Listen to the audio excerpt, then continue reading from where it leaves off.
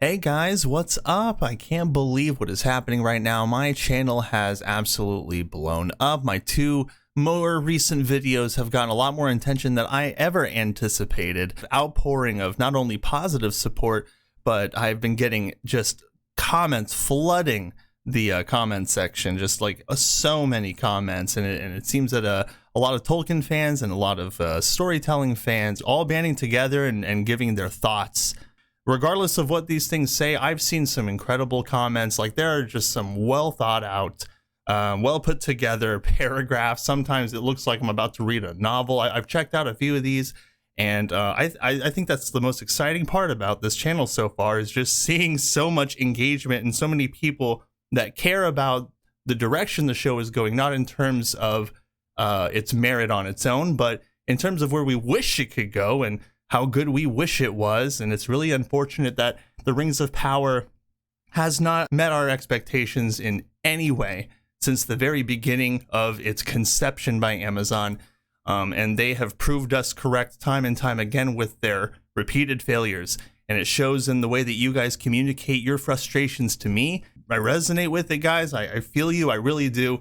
And that's why I'm here. I'm here to help. And we're going to go into an article that talks just about, as anticipated, nobody likes the romance between Galadriel and Halbrand. Now, obviously, Amazon is trying to defend this. They're trying to push out whatever media shills they can to catch this backlash and stop it in its tracks before it gets too out of control.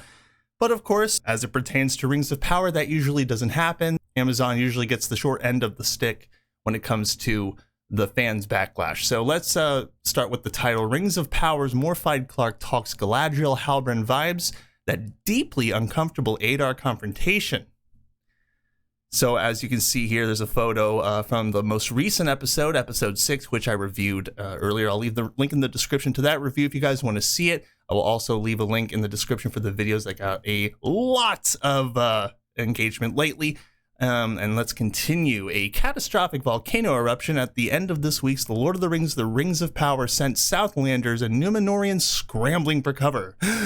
But the elf commander Galadriel stood her ground. Her preternatural stillness, despite the chaos around her, wasn't so much bravery as it was a moment of complete and utter defeat.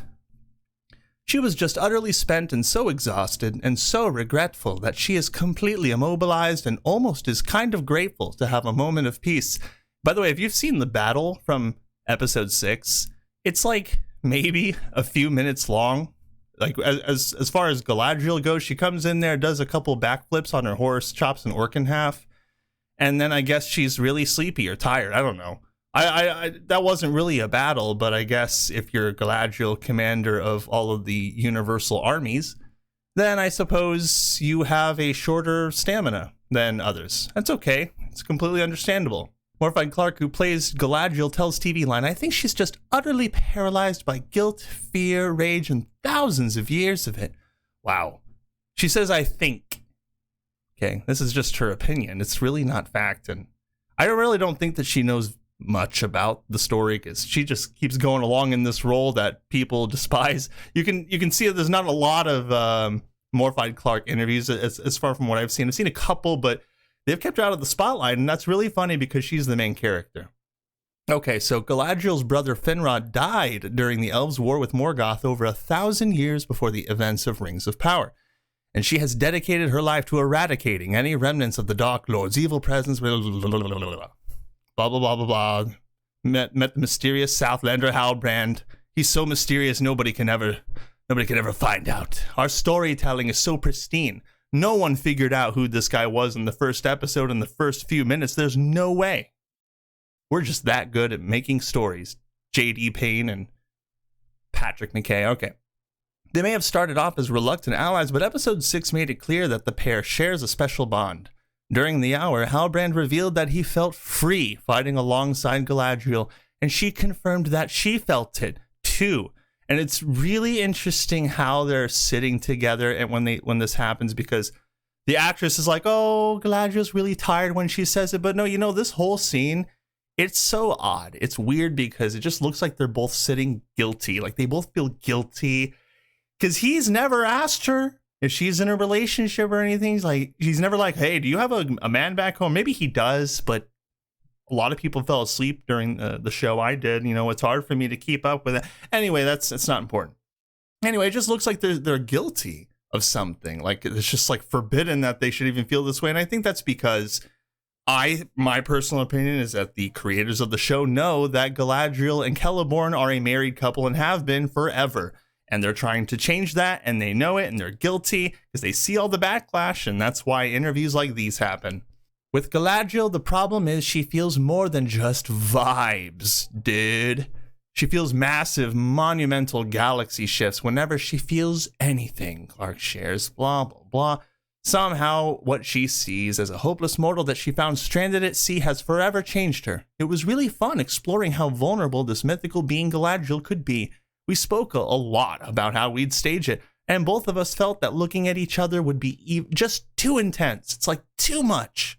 Whatever they're feeling is way too much. Like, we were going to put our acting to the test. We were going to put some effort into that scene, you know? Make it actually seem like there's a real connection. But we decided that instead we would just sit still and stare at the ground the whole time, which is way less intense and a lot safer. It'll surely work with everybody. I think what is just awful to her about Adar is that she despises him and everything he stands for, and yet he seems to see her more clearly than anybody else. So yeah, she's crazy. She's a psycho because she's like, I'm going to take all of your little orc babies and I'm going to torture them and then I'm going to kill them. And then she's like slowly nodding at him and he's like, no, please, no, torture, reward, and Galadriel, please. Don't get the cat of nine-tailed whips and hurt my kids. And she's like, I'm going to do it if you don't give me what I want. Yeah, it's a really absurd, disturbing scene. Everybody hated that one. Oh my goodness. And what Adar saw most clearly was her obsession with Sauron that everybody denies she had as a problem. Everybody was like, she just wants revenge for her brother, but it's a good revenge. And then she reveals that she's obsessed with killing Sauron. They're like, well, I mean, can you blame her? Can you blame her for turning evil? I mean, look at everything Sauron's done. Huh. Sauron is all-powerful, could be anywhere, could be anyone, Clock explains. Like, this article is garbage. Oh, my Lord. It is garbage. It is clearly a shill article, but I wanted to share it with you all.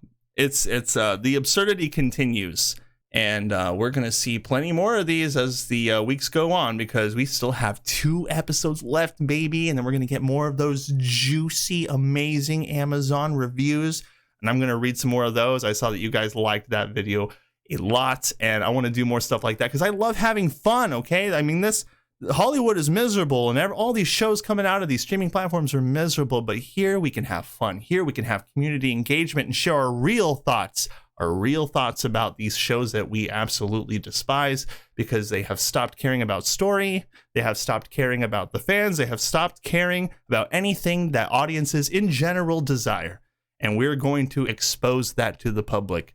I hope you all have a beautiful day. Like and share this video, subscribe, click that notification bell, and I will see you all next time.